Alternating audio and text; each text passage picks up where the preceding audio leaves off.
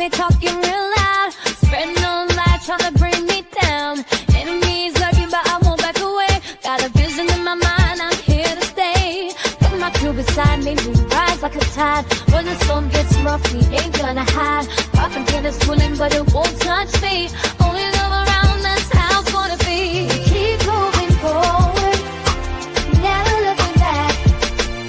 The truth's in the power, it's an unstoppable track. In the city lights where dreams collide, we hustle through the night, fire in our stride. Whispers in the dark can't dim my glow. With rhythm in my soul, I'm ready for the show. We break the chains, rewrite the rules in this concrete jungle where nobody's fools. Unity sings louder than the lies they scheme. In the heart of the struggle, we dare to dream. Keep moving forward. Another Queen Ahmadiyyah production. Haze on the corner, they talking real loud. Spreading on lies, trying to bring me down. Enemies lurking, but I won't back away. Got a vision in my mind, I'm here to stay. Got my crew beside me, we rise like a tide. When the storm gets rough, we ain't gonna hide. Propaganda swirling, but it won't touch me.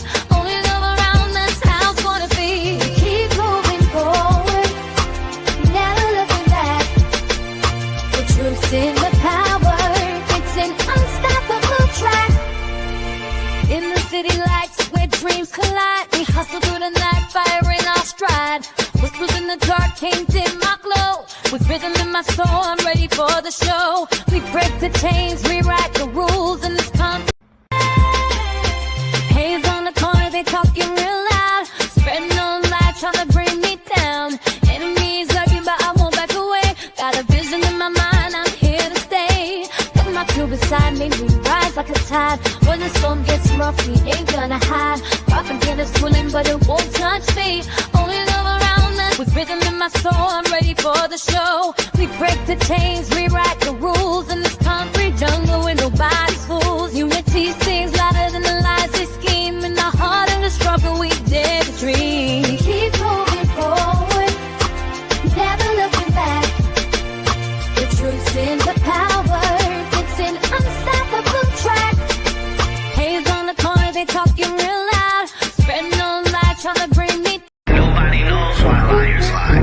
Winners are not allowed to allow losers to rewrite history. It's God's side and the other side. Country bumpkin black dude that can't talk good. Okay, bitch, and look like Mr. Potato Head. I didn't want to be a movie star. No, you couldn't be a movie star. Ricky Smiley can't act, cause Ricky Smiley can't act. Why is he in a dress again? He didn't be wanting to party, and you gotta tell him no. Sid ain't got no special, you remember? Steve ain't got no special, you remember? Ricky ain't got no special, you remember? Sir, I have 12 comedy specials. P. Diddy or whoever you is, TVJ, 20 of them. I won't stop burning you down until there ain't nothing left. Rubble on top of rubble, and I'll still be bombing. Look like a wall, Richard. Look like a wall. You didn't say no. Look like a wall, Richard.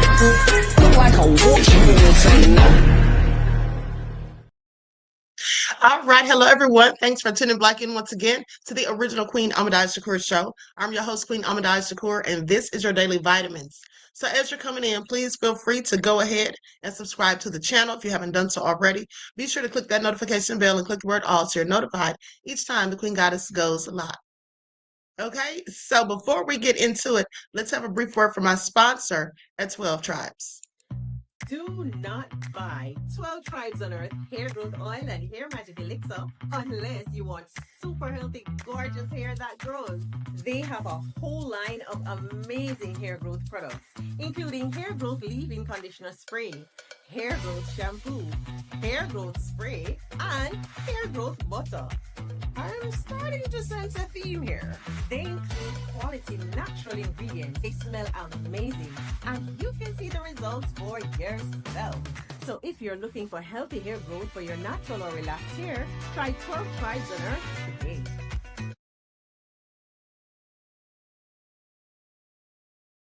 Okay, so don't forget you can purchase 12 Tribes hair oil at Etsy.com. Just look for Lisa Crafts. You can also find it at Walmart.com. Okay, and don't forget that she has a beard oil for the men.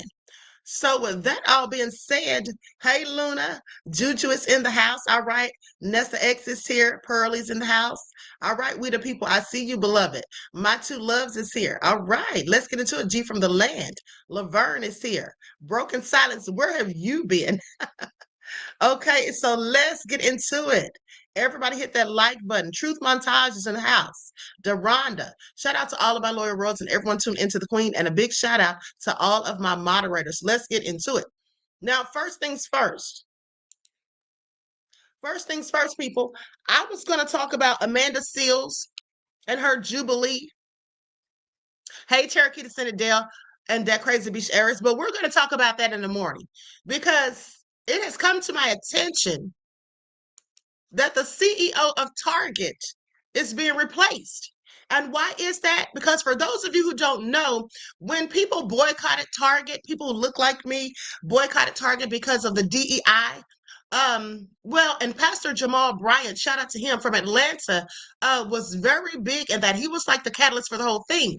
And so Target lost like $12.4 billion. Did you all know that? Once in the chat, if you all knew that, I'm here to tell you all that our money absolutely matters, even if they want to act like we don't. Our money matters, okay? 12.4 billion, not million. $12.4 billion. And now they need a whole nother CEO to try to reestablish themselves. What do y'all have to say about that? What do y'all have to say about that? Now we're going to talk about it. Okay. So Target CEO Brian Cornell steps down after Mike Fiddleick takes over after weak quarter. Target's board of directors has appointed a new chief executive officer to lead the retail giant. The company announced this on August the 20th. Now, Michael Fiddleick, Target's current chief operating officer, will succeed Brian Cornell as chief executive officer, according to the company's release. Now, he served the company, Cornell that is, since 2014. Okay, he's been there for over 10 years.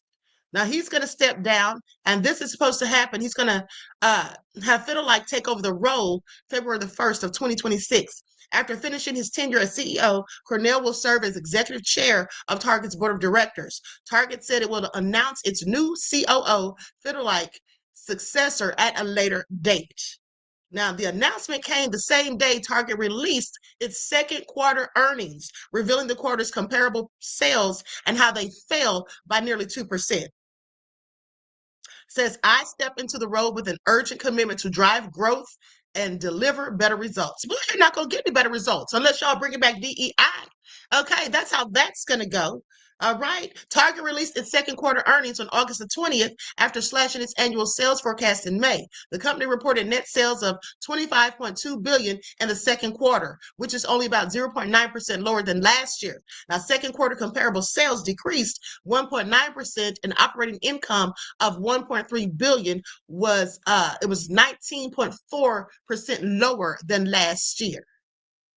In May, after releasing its first quarter earnings, Target said it's expected a single-digit decline in annual sales. The company previously forecast net sales growth of 1%.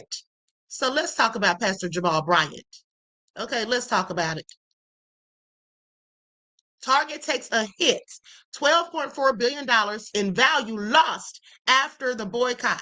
Now, Target's corporation stock plummeted by approximately $27.27 per share by the end of February, erasing about $12.4 billion in market value.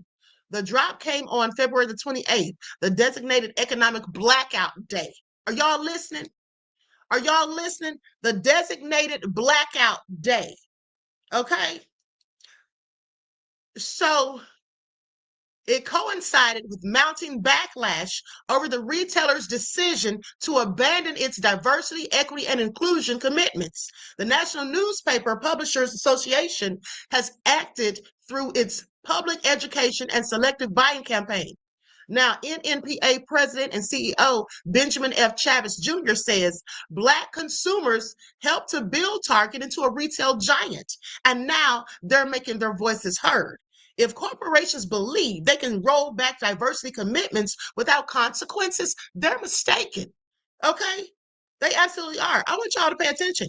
Now, Reverend Jamal Bryant, pastor of New Birth Missionary Baptist Church in Georgia, has led calls for a 40-day Target fast, urging Black consumers to withhold spending at the retailer, saying that Black people spend $12 million a day at Target. That's what Pastor Bryant said. Said, if we withheld our dollars, we can make a statement that cannot be ignored. Let me tell y'all something.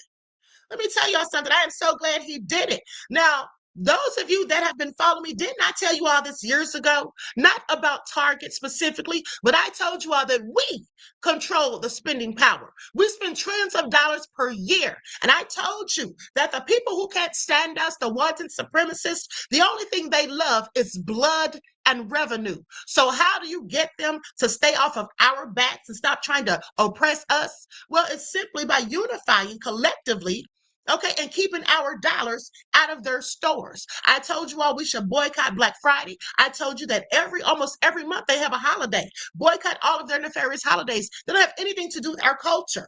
Okay, now I don't have a huge platform, but Pastor Jamal Bryant does. Okay, and that's why he was able to successfully get our people to stay away from Target. Okay, you see how that hit them in the pockets? You see the CEO is now having to step down after 10 years. Now they say the NAACP also issued a Black consumer advisory in response to Target's DEI rollback, warning Black consumers about corporate retreat from diversity initiatives. The advisory urges them to support businesses that remain committed to investing in Black communities. Exactly. Okay. Spend your money with the people that respect us and appreciate our dollars. Now, Target is also, and I want you all to pay attention, because let this be a cautionary tale to the Africans who were going in on Black people, saying they don't need us in their braid shops and all of that. Remember? Okay, let this be a lesson to them, because the same thing can happen. Now, some of you Black women still going to go get your hair done and all of that, but just know that if you ever decided to collectively do the right thing, at the end of the day, we could stop all of this. We could shut all of this down. Those of you going to the Asian supply stores or the Asian beauty supply stores and the Asian nail salons being disrespected, we're going to lock the doors and not let you out because they didn't give you the service you wanted and you now don't want to pay, or they were rude to you for whatever reason. At the end of the day, you don't have to put up with it. Okay, you need to know that you have the power. Okay, they can say we don't have generational wealth, and most of us don't. But at the end of the day, collectively, we control the spending power. And that's because Black people buy more and spend more money than most. Okay, so please pay attention. Just like we made them, we can absolutely break them. That's what I'm saying. All right, and so with that all being said, they go on to say that Target is also facing legal battles. Okay. And here's the thing, we definitely should be investing or spending our money with those who are committed to investing in Black communities. I've told you how some of these foreigners come here, specifically the Asians, and they open up their supply stores and their nail salons in our neighborhoods. And then you spend all of your money going there getting your nails done. They're making all this money, building literal generational wealth off of our backs. And then if you send your child in there to collect for a fundraiser that they're having at school or for them to help with their football team or whatever, they don't even want to give a dime. Okay, they want to take away, but they don't want to give anything back. That's how that goes. So Target is also facing legal battles. Shareholders have filed lawsuits challenging the company's DEI policies, arguing that the commitments hurt financial performance. Meanwhile, conservative groups have sued over Target's diversity efforts, claiming they discriminated against white employees and other groups. I say, what now? Discriminated against white employees and other groups. I find it interesting. You see, when the Black people stand up and start making a rumble, and we start demanding things, now everybody else wants to play the victim, specifically the people who are the main ones in line with the group or are the group that is oppressing everybody else, specifically us. Okay, so I want you all to pay attention. And so with that all being said, consumers have the power to demand change. Okay. And Target is learning that lesson the hard way. All right. They're going to keep on learning. That's what they're going to keep on doing. Target didn't even roll back their DEI policies. They're still in place. This is what somebody said, someone at the comment, saying just under a different name, LOL. It's amazing how you people won't even research before jumping ship. First of all, you already know this is somebody who doesn't look like us. And of course, they're mad. They want to defend Target. They absolutely did roll back DEI. We know what the hell we're talking about. Okay, please pay attention. So with that all being said, someone posted a comment saying, even though Black folk benefit less than any other group from DEI, MAGA has decided to make DEI a code word for Black.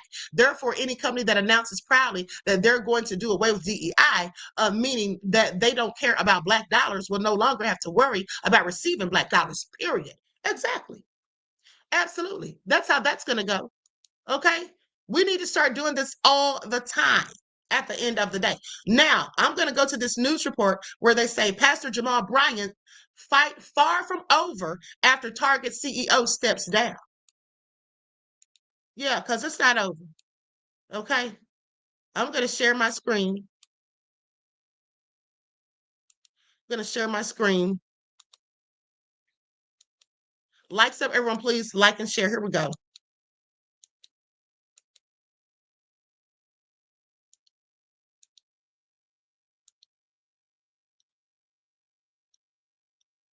Target is stepping down after 11 years at the helm and growing pressure from a movement that started in Atlanta.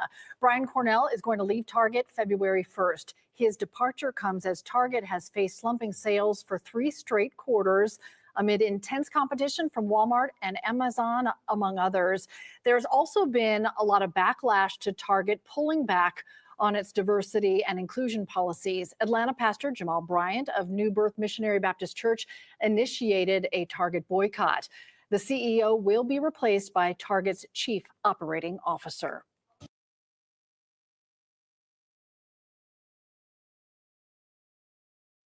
Well, y'all saw that.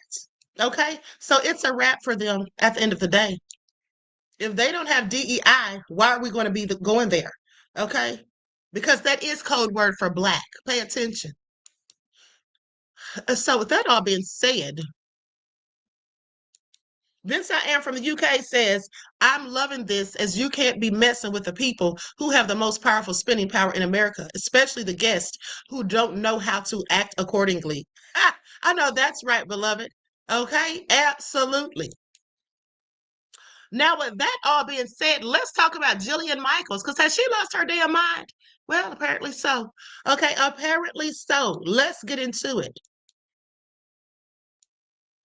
CNN slammed for featuring Jillian Michaels after Biggest Loser star, her controversial slavery statements.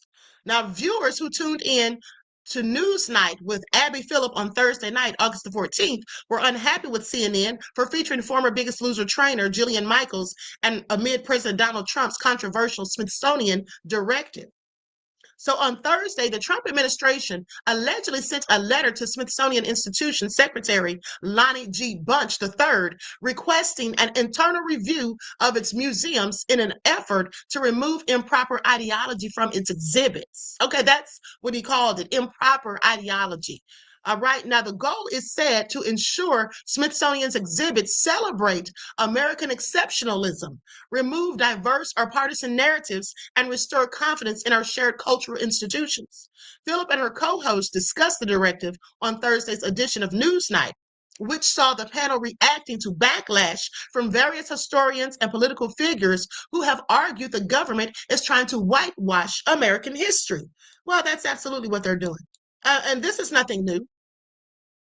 This is nothing new because they have been doing this. Let's talk about it. How they lie and say that the Egyptians, the ancient Cometians, okay, say that they were white. They had a whole movie that was a box office bomb, by the way, okay? It was a flop called The Gods of Egypt, and nary an Egyptian was Black. Imagine that, okay? Imagine that. They built the pyramids? Yeah, I don't think so. And then also, not only that, they now have some of the paintings on the ancient walls of Kemet. If you haven't seen that, please look it up. But some of the paintings on the ancient walls of Kemet have been painted over so that the images no longer look like the queen. They look more like Taylor Swift. Have y'all noticed that lately? Let's not even talk about how they shot the noses off of the Sphinx and other sculptures over there to hide the fact that they, in fact, were Black as well. And let's not forget the Black Pharaoh that I just showed you all a few weeks ago that was just found recently, about 2 years ago. You can clearly see that it's a Black man. His nose, his full lips, the cheekbones, everything about him shows that he was Black. Okay, I want y'all to pay attention. So they've already done that, and even Jesus himself. Okay, they have a white picture of Jesus, which is none other than Caesar Borgia.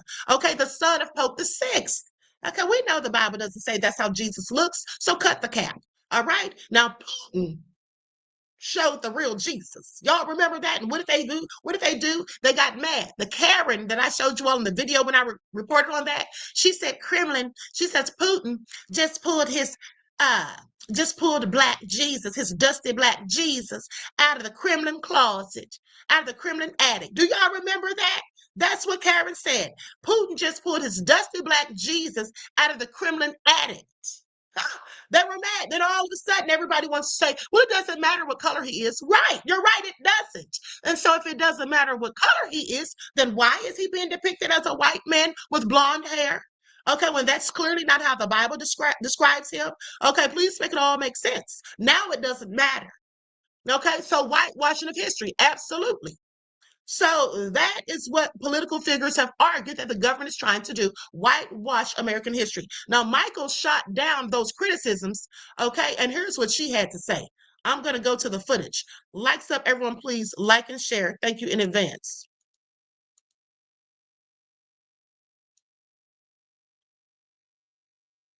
Have you looked at some of the things that are being slavery. reviewed? Yeah, slavery was a bad thing that was to talk about. Okay, Like he forgives he's me for not saying that. whitewashing slavery. So he's not? He's not. No, Okay. he's not. And you cannot tie imperialism and racism and slavery to just one race, which is pretty much what every single exhibit does.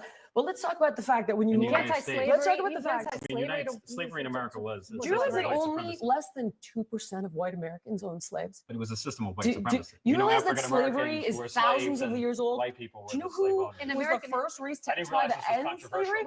Well, what's controversial? I'm very surprised. This is an extraordinary to exercise in historical revisionism. I'm really Historical surprised. revisionism. Do you realize that? Jillian, I'm surprised that you're trying to litigate who was the beneficiary of slavery and I'm who not. was not. What I'm trying to tell you is in the that context of American history. Okay. In the context of American history, what are you saying is incorrect by What I'm saying that you it was white cannot- people oppressing black people? Every single thing is like, oh no, this is all because white people bad, and that's just not the truth. Like for example, every single exhibit, I have a list of every single one. Like people migrated from Cuba because white people bad, not because of Castro. Yes, no, it's in there. That's what I'm saying. You don't actually know what's in there. Do you know that when you walk in the front door, exactly, the first thing you see is the gay flag? Okay, I want you all to pay attention to this woman right here. First of all, she doesn't know what she's talking about. She's lying. Okay, that's for one thing. She's absolutely lying. She says that only 2% of white people in America owned slaves. That's absolutely a lie. Okay, that's absolutely a lie. About 8%. 8%. And in the southern states, it was 25%, meaning 1 out of 4 white families owned slaves. Okay? She's all caps. She's full of BS. All right? Y'all know I bring the receipts. You want me to bring the receipts? Do I need to bring the receipts, baby girl? Because I got receipts. What is she talking about? You want me to bring the receipts? Do I need to bring the receipts, baby girl? Because I got receipts. What is she talking about? Okay, she needs to sit down somewhere. Do I need to bring the receipts? Let's look it up on Chat GPT. Let's do that, okay? Because at the end of the day, 2%. I want you to pay attention to how she tried to minimize it, okay? Vince I am said, wigs, pay attention. Okay, hold on just a second. At the end of the day, I mean, she is a hot mess.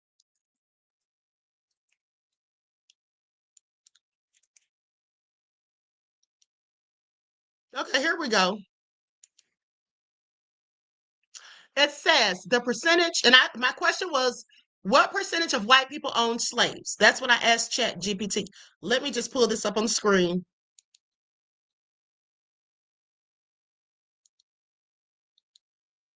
It says the percentage of white people who owned slaves in the United States before the Civil War varies depending on the region and time period. But here are the key facts.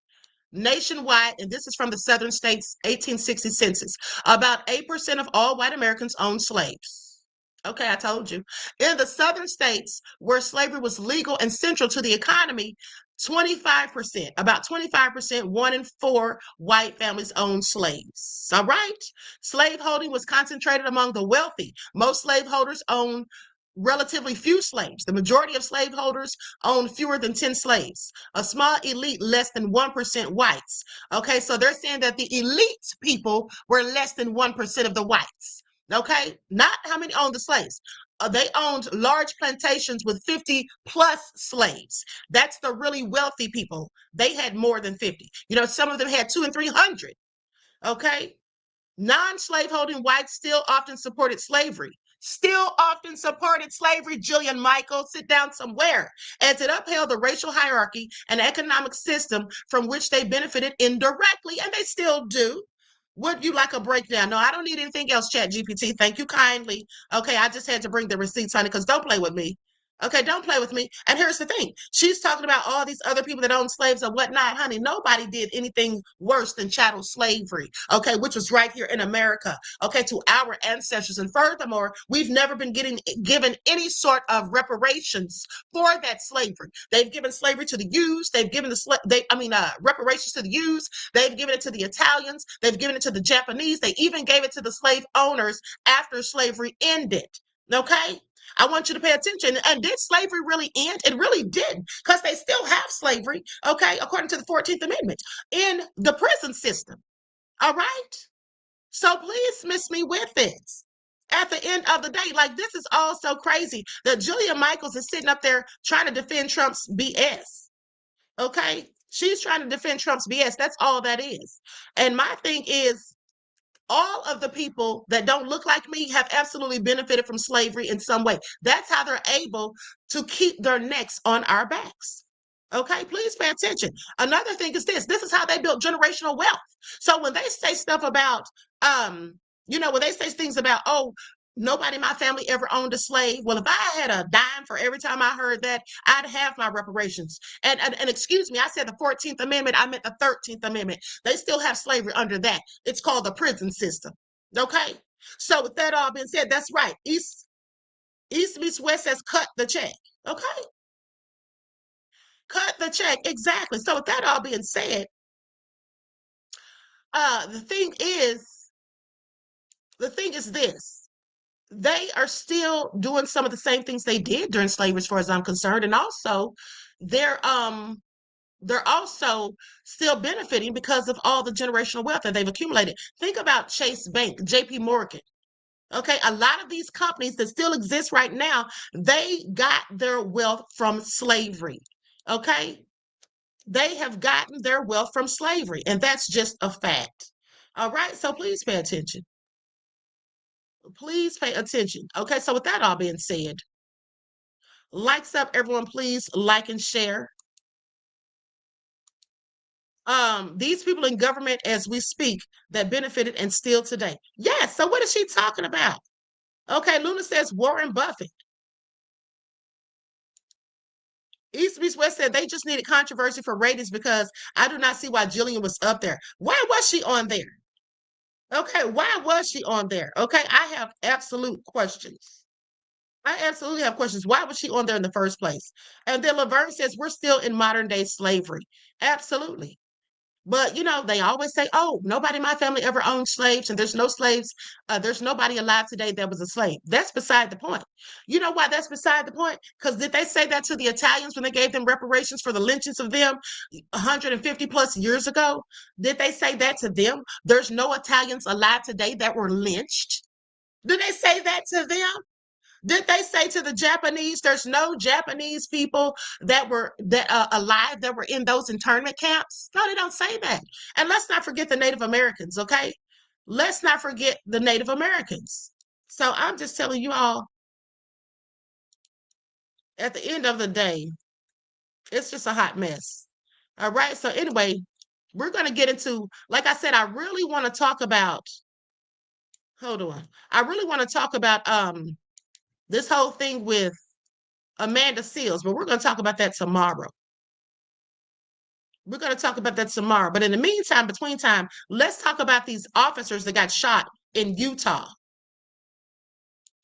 2 officers shot. Okay. And I don't hear them saying anything about who did it, calling them thugs or whatever. But let's get into it. This was all over a domestic violence situation that occurred. 2 officers have lost their lives. Likes up, everyone, please like and share. And you know, how are the Black people that voted for Trump feeling? I know Officer Tatum is joy. He's enjoying all of this. He agrees with Jillian Michaels. Okay, he was like, you know, basically saying she told them. Okay, he was agreeing with, but we know he's a raccoon. Okay, we know that he's a whole raccoon. Please pay attention.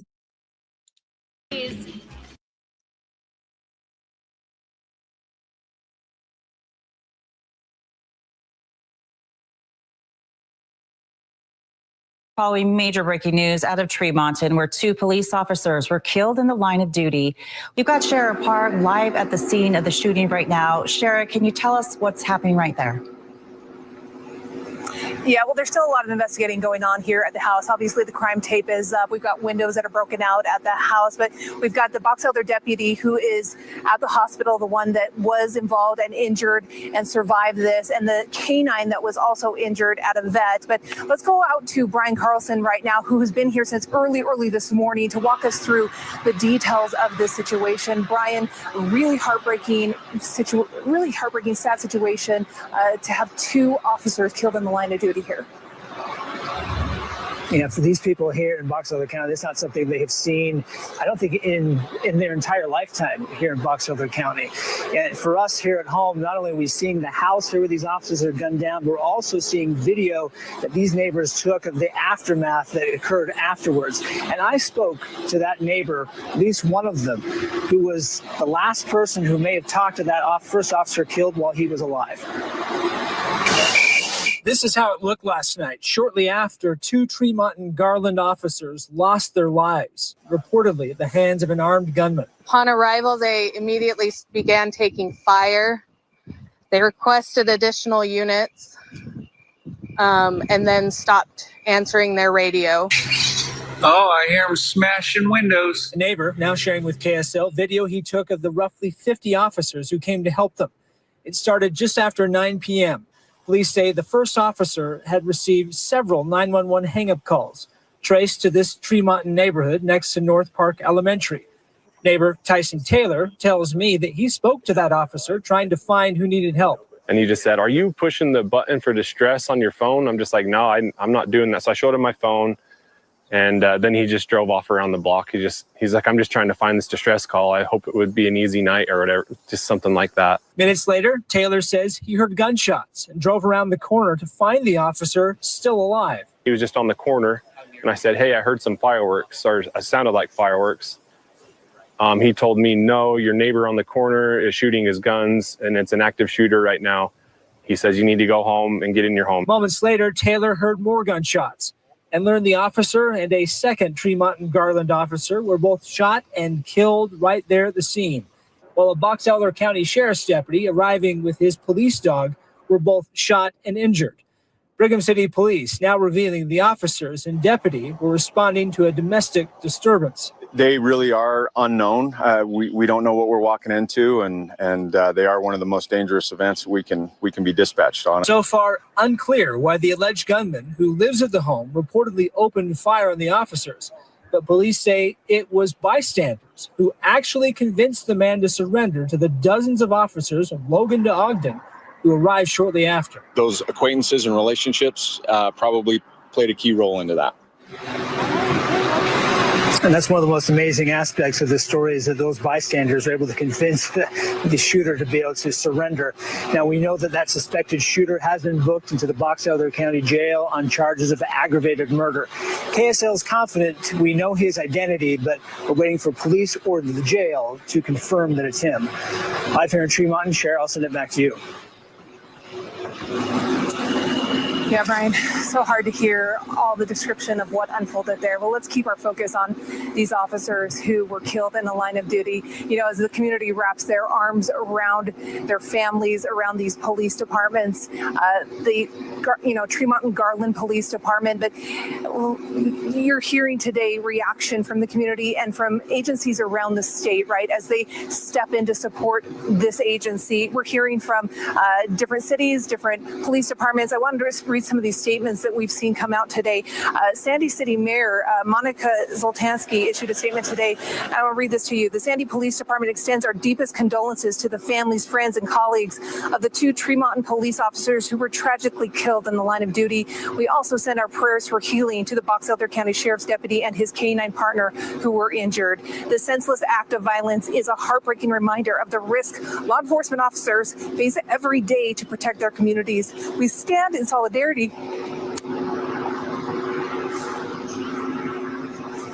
with the Tremont and Garland Police Department, the Box Elder County Sheriff's Office, and the entire Tremont community as they grieve this devastating loss. May the sacrifices of these fallen officers never be forgotten. And then the Santaquin Fire and EMS shared this statement. You'll remember with Santaquin, they lost Sergeant Bill Hoosier May 5th of 2024. It's a really bad day when a post like this must be written.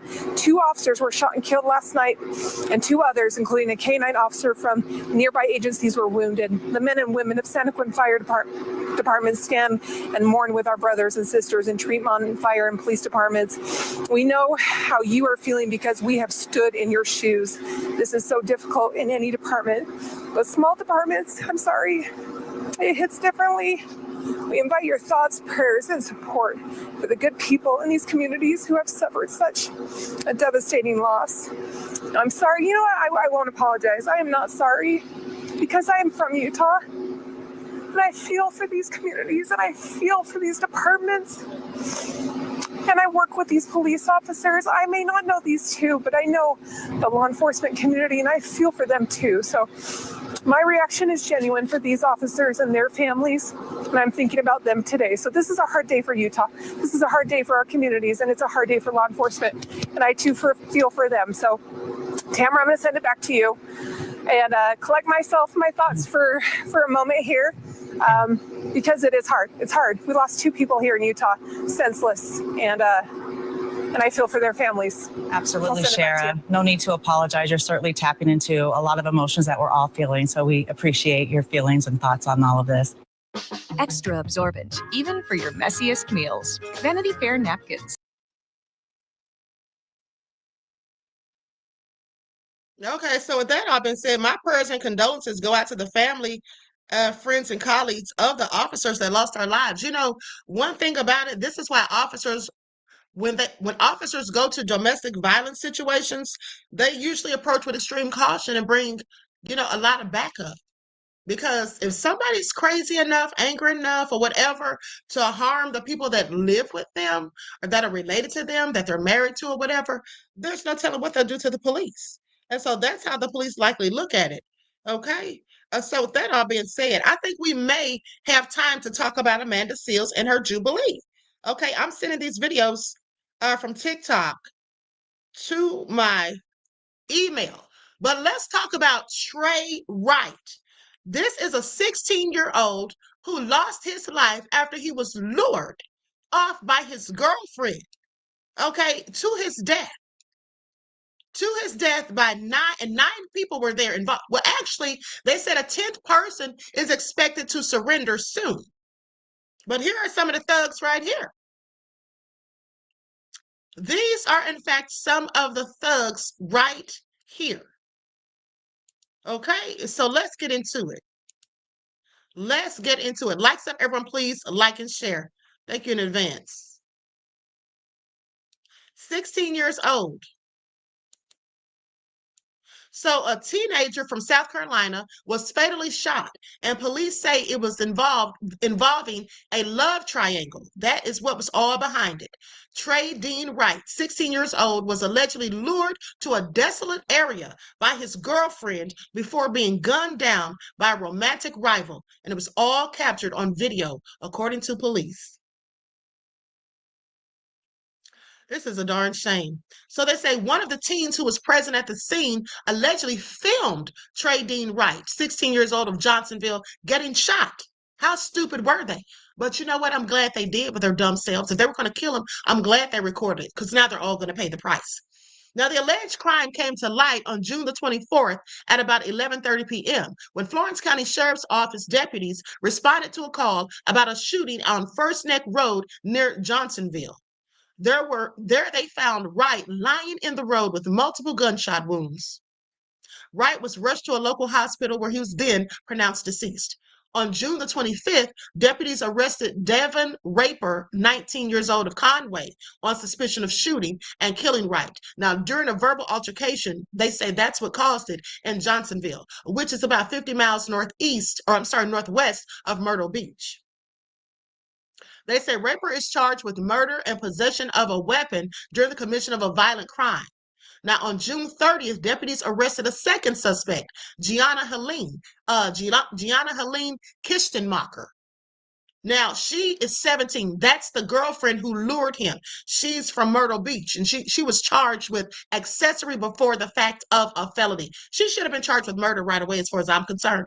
Investigators accused Kistenmacher of bringing Wright, who is believed to be her boyfriend, to a desolate section of First Neck Road, knowing that Raper was armed and that there would be a confrontation for violence likely to lead to his death based on statements that were made in her presence. Sheriff T.J. Joy said the two teens had issues with each other, and it was over a female. The sad thing is, you got a 16-year-old that lost his life. You've got a 19-year-old who's going to be in jail for the rest of his life. And over what? On August the 3rd, 3 other teens were arrested and charged in connection to the fatal shooting. Hunter Matthew Kendall, 18 years old of Myrtle Beach, he was arrested and charged with murder. Corrine Elizabeth Belviso, 18, and Sydney Mauricio Kearns, 17, also from Myrtle Beach, were also arrested on August the 3rd and charged with murder. 4 other suspects were arrested, but their names have not been released because they're minors. They were complicit in bringing the armed co-defendant Raper to the location and knowing that there would be a confrontation. This is what Major Michael Nunn from the Florence County Sheriff's Office alleged, saying that they knew that Raper had presented a firearm to the victim and made threats to shoot him. Now, Nunn told the Post and Courier that under state law, all 5 are charged as adults. Raper and Kendall remain held without bond at the Florence County Detention Center, according to online jail records. Kistenmacher was granted bond and released on home confinement. Why is it that the other people were charged with murder, and she's the one who literally lured him there, and they're only hitting her with accessory after the fact? Or before the fact, I mean. Why is that? That's crazy. She should have gotten a murder charge as well.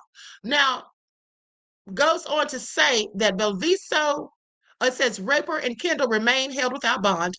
And then it says Belviso and Kearns each posted $20,000 surety bonds and were released pending a trial. That bond should have been higher. Why was it only $20,000? It's unclear whether Raper and Kendall and the other teens have retained attorneys who can speak on their behalf.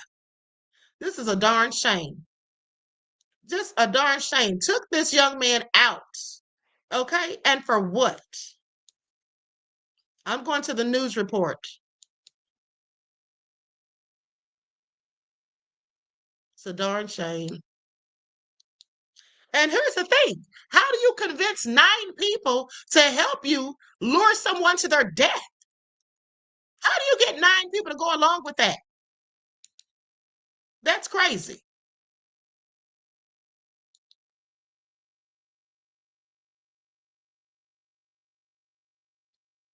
So it was around 11:30 p.m. June 24th when Florence County deputies got the call, a shooting on a rural road near Johnsonville, South Carolina. When officers arrived, they found 16-year-old Trey Wright lying in the middle of the road, shot multiple times, twice in the chest, and barely clinging to life. Trey was a rising sophomore at Johnsonville High. He played varsity football, varsity baseball. He rode dirt bikes. He was just 16 years old. He was rushed to the hospital, but sadly did not survive. And Trey's death might have been written off as another small town mystery, but then there was video and photos that surfaced. And police say they now know Trey was lured to his death in a calculated plot allegedly set up by his own girlfriend. They say she brought another boy, her other romantic interest, to that country road where a group of teens then actually filmed the showdown. That's how they had the video of this whole thing. You see the photos there. 19-year-old Devin Raper, who had already allegedly flashed a gun at Trey before, argued with him over the girl until it ended in gunfire. And the next day, police ended up arresting Raper. You see the mugshot, charged with murder and possession of a weapon during a violent crime. And then 5 days later, Trey's girlfriend, 17-year-old Gianna Kistenmacher, this girl here, she was arrested too. She was charged with accessory before the fact. Investigators say she drove Raper to the scene, knowing that he was armed and knowing, quote, that there would be a confrontation likely to lead to death. At Raper's first court appearance, he tried to argue his case to the judge. Listen to this. I did not do none of this. There was 4 more people. I'm not here to try. I understand that. I'm not here to try your case, but you can speak to law enforcement and you can also. So he was trying to say, you're not supposed to say those sort of things at your first appearance, by the way. You're just supposed to stay quiet. But the judge obviously didn't want to hear it. Over the next few weeks, those other people started to materialize. 18-year-old Hunter Kendall, these are all the mugs here. 17-year-old Sydney Kearns, 18-year-old Corinne Belviso, all charged as adults under South Carolina law for allegedly setting up this murder. 4 others too, they're too young to name. They were also charged. That's why the names and the mug pictures aren't there though. But look at all of these young people. Wow, their lives pretty much ruined now. Florence County Sheriff's Office says they expect a 10th suspect. There's going to be a 10th suspect who is expected to turn themselves in soon. So we will stay on top of that story. But apparently the police have video to prove all of this. Thank you for watching. Subscribe below and download our News Nation app right now. A darn shame. That is absolutely a shame. Now, I'm going to go to the memorial as well as his grandmother speaking about him. This is very sad. I don't know what's going through these kids' minds today. I mean, you have to ask yourself, who is raising these young thugs? Okay? But Trump, I want you to pay attention. Trump's looking at the Black teenagers as being so nefarious. I told y'all, they're not the only ones. Okay? They're not the only ones. Dead in Georgetown County after a shooting at a club on Fuzzy Drive earlier today. Officials say no suspect has been identified at this time. Anyone with information is asked to call the sheriff's office. And for the first time, the grandmother of 16-year-old Trey Wright is speaking out after his murder. The Johnsonville teen was shot and killed on June 24th. And News 13's Shelby Martin spoke with the grandmother, who says she's demanding justice for Trey. Instead of watching her 16-year-old grandson play football, Catherine Lee is attending bond hearings for those arrested for his murder. Instead of meeting his teachers, she's talking to solicitors. Lee says her family's life will never be the same. This is killing me. I can't sleep. I can't eat. I can't keep anything in my stomach. Trey's family and friends described him as kind, energetic, and a friend to many. The Johnsonville High School student was shot and killed on July 24th. I cannot stand waking up not to talk to him, not to look at his picture as he gets older, not watching him go through school, not watching him graduate, getting married, having me a great-grandchild, a little Trey. 9 people are charged in connection with Trey's murder. 19-year-old Devin Raper, who authorities say shot and killed the teen, was the first. The second was 17-year-old Gianna Kistenmacher, Trey's then girlfriend, who allegedly led Raper to her boyfriend's location the night of the murder. She's out of jail on home detention. Police also arrested 17-year-old Sydney Kearns, 18-year-old Hunter Kendall, 18-year-old Corinne Belviso, 18-year-old Jaden O'Clair, and 17-year-old Brylan Thompson, who all face murder charges. Belviso and Kearns are out on bond. It's not fair. It's not fair for those kids to be out and about whenever we are never going to see my baby again. My baby Trey. Never again. Lawyer Tommy Britton represents Belviso and claims his client is innocent. She's tiny. She's quiet. She's humble. She had nothing to do with this shooting. She had nothing to do to promote it. Had nothing to do with it happening. And she shouldn't have been charged with murder. Though Britton described her as quiet, neighbors told News 13 they've had issues with Belviso and her family, both in person and online, some over loud house parties. Warrants say Kistenmacher, Belviso, and the other teens knew Raper was armed and had made threats to shoot Trey. Britton said Belviso has video of the shooting. Under any theory, hand of one, hand of all. I mean, look, she was an innocent bystander who recorded it, period.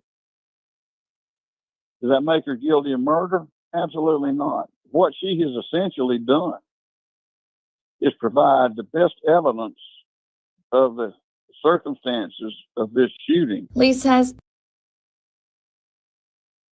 wait a minute, did you all hear her attorney? So her attorney is saying that what she has done is provided evidence because she was recording it? Well, the fact that she stood there recording someone lose their life, okay, just shows what kind of heinous and depraved mind that she has. She definitely needs to be off the streets, okay? He's acting like she did them a favor by recording it as if she was doing a good thing. She absolutely was doing it for nefarious intentions. Like, he needs to sit down somewhere. That's absolutely crazy. everyone present should be held accountable. If they were with him, if they drove from the beach, they were with him and they are accessory. I don't care what anybody says. Britton couldn't comment on Belviso's relationship with Kistenmacher, but online records showed the two girls were on the same cheerleading team. In the newsroom, Shelby Martin, News 13. Authorities also arrested two 16-year-olds in connection with the shooting, and the Department of Juvenile Justice is handling their charges. That's just a darn shame. Okay, but it is what it is. Said she was, he's acting like she's a hero. Exactly. And then Michael, you had a very interesting statement. Michael said she was filming a snuff film. Absolutely. Do you all know what that is? Okay, it's when you film somebody being murdered so you can use that footage, you can sell it to somebody who's into that kind of crazy stuff, that gets the rocks off from watching that. They absolutely do this in real life. People pay like $40,000 for that crap. They made a movie about it years ago starring Nicolas Cage called 8 Millimeters. Okay? Well, he wants to sit here and act like she's doing a good thing, like she did this all just to help the police solve the mystery. Girl, and your lawyer, both of y'all need to sit down. Because at the end of the day, if she wanted to help the police, she could have easily gone to the police after the fact or even before if she knew it was going to happen prior. But definitely after, she could have gone straight to the police and told them, I was there, I saw the whole thing. I actually recorded it. Then maybe we could say you did something, but girl, sit down somewhere, okay? They sound crazy at the end of the day. Okay, now let's go to this other video. This is the memorial that they had for him. Bless his heart. This is also sad. 16 years old, taken up out of here while all of these people stood around and watched. Where's the outrage? Why aren't they calling these people thugs? Why aren't they talking about how nobody did anything, but they stood there and recorded like they said about the people in Cincinnati at the brawl? I have questions. I have questions. 11 members of one PD community gathered today to celebrate the life of a 16-year-old killed in a recent shooting. News 13's Shelby Martin was in Johnsonville today and shares how Trey Wright's loved ones remembered him. Shelby. Edward, those who knew Trey Wright describe him as energetic, kind, and the life of the party. Friends, family, and loved ones filled the bleachers of the Johnsonville High School gym as they honored his life Thursday afternoon. Trey was unforgiving. A sea of pink and blue in the bleachers. as friends and loved ones packed the gymnasium wearing t-shirts that said LLT for Long Live Trey. On the back, a photo of the teen. At the center of the gym, displayed next to flowers and photographs, was Trey's football jersey. Trey's loved ones took time to remember him. Trey was my cousin. We grew up together my whole life, and he was very important to me. Trey really was the life of the party. I want y'all to pay attention. I knew that boy had some black in him. That was obvious to me. Did y'all notice that? How many of you knew that he had some black in him? Once in the chat. Once in the chat, if y'all could tell that that young man had some black in him. I could tell by his hair and by that picture he took. Once in the chat, if y'all had noticed that. Okay? Yeah. Isn't that something? Isn't that something? They ought to charge him with a hate crime. He was a biracial person who was passing. Okay? He was a biracial person who was clearly passing. He really meant a lot. He really was a really happy person. Trey's pastor and close friend, Reverend Josh Balton, shared a memory of Trey from the church's Charlie Brown Christmas event. He was going to dress as young, and he was going to have feathers on his head. So in other words, the name of that character was Snoop. Another thing is, Vince I Am said, I noticed that too, Queen, with his lips. Exactly. Also, that picture he took with the shades on, you can see he had swag, okay? Not saying that some of them don't, but we know that black people do. And then also, because his name is Trey, okay? I don't know any white people named Trey. I'm sorry, never heard of it, but let's continue. His best friend would stop. Well, the whole time, Trey thought he was cheating a little. So hence came the nickname that I would call him from a bit time forward, Chicken Little. He had no idea what he was doing, but he was willing to take part in it because he loved the people that he was around. A family member said Trey got his first car in December, a pickup truck. After the service, a procession of trucks lined the high school parking lot in honor of the 16-year-old who died from gun violence. But we can make a decision within ourselves right now to choose love over everything else in this world. Many of Trey's family and friends are still processing the loss and say they will continue to seek justice on his behalf. Live in the newsroom, Shelby Martin, News 13. Shelby, thank you. Police charged 19-year-old Devin Raper with murder in connection with Wright's death. Gianna Christenbacher faces accessory charges. Authorities accuse the 17-year-old of leading Raper to the scene in Johnsonville where they say he shot Wright. Christenbacher was reportedly Wright's girlfriend. Both are in jail without bond. Yes, they should be, darn devils. It's a darn shame. Oh, that is so sad. Prayers and condolences to his family, friends, and loved ones. That is absolutely awful. 16 years old, going all over some BS at the end of the day. And let me tell you all something. There are lots of stories like these that never see the light of day because they sweep them under the rug. Let me tell you all this. There was a story, and we're going to go ahead and talk about, I'm going to wait till tomorrow to talk about Amanda Seals because I need to go. I have something to do. But anyway, with that all being said, there was a story some years ago about a 16-year-old Caucasian male and his girlfriend and some more friends lured him off into the woods, told her to pretend that she was going to have sex with him, and then they came out of hiding and killed him. And do you know why these fools killed him? It was like 4 of them, 4 people in the woods, including the girlfriend. It was 5 of them, right? Do you know why they killed him? They killed him because they wanted his money. Because the young man worked with his father. His father owned a business, and he would pay him like $500 a week. Okay, and so the girlfriend was talking about how much money he made. They literally killed him so they could rob him of his check. So for $100 a piece, they took that young man's life, 16 years old. And I didn't see that story reported anywhere in the news. Okay, I only heard about it because it was on the ID channel. Okay, isn't that crazy? I find it all so interesting. Anyway, with that all being said, I'm going to conclude this broadcast. I want to thank you all for tuning in. Here's these thugs again. All right. But when Trump talks about thugs and all of that, when most people who don't look like us talk about thugs, they don't picture people who look like them. Okay, that's what they don't do. All right. And so with that all being said, I'm going to conclude the broadcast. I want to thank you all for tuning in once again. Please like and share the video, subscribe to the channel. And if you missed this morning's broadcast, please go back and watch. Okay. With that all being said, I will see you all in the morning with your morning wake-up call. Until then, beloveds, each one teach one. That's how we grow and thrive. Do something productive, constructive, but never destructive. And always remember to keep the Most High first in your lives. Peace.